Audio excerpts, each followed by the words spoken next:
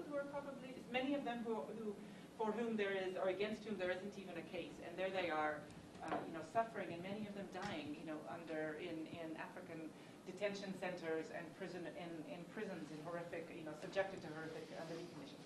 So those are the rule of law institutions. Then we've talked about I always like to talk about the police and security forces as being sort of the perpetrators, as sort of the protectors versus predators. Again, this idea of extortion.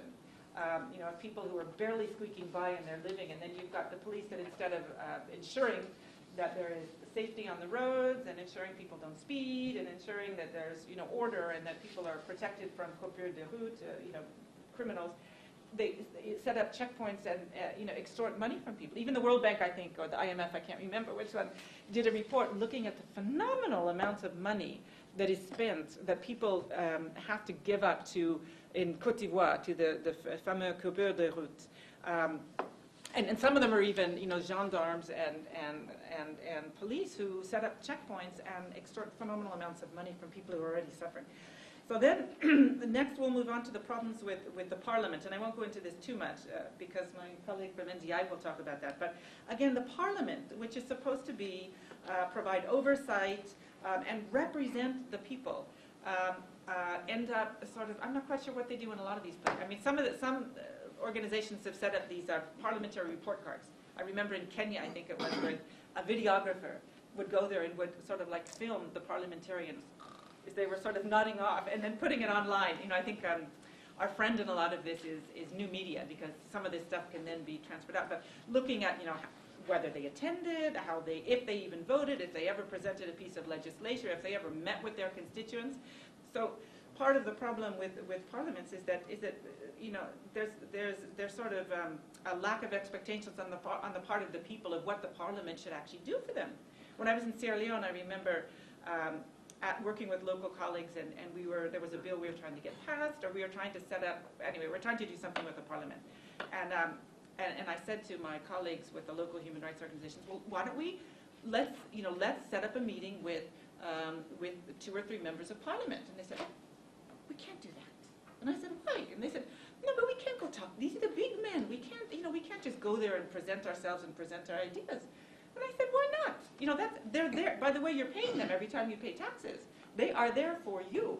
So parliaments are often not used by the people. They're not.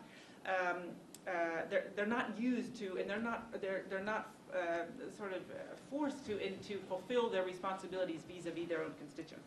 Same thing with local governments, which unfortunately, often are involved in selling off resources. We've seen that in sort of resource issues all over, and that sort of form an alliance with the political elite instead of, again, representing the people. And then lastly, what we see there is this crisis of impunity. I see everything through the prism of impunity. I guess I would, being Human Rights Watch. But you have, I always like to say in Africa, you have people, who have committed, getting away with crimes, from common crimes to crimes against humanity. It's happening less and less with international justice, with the ICC, with people waking up now.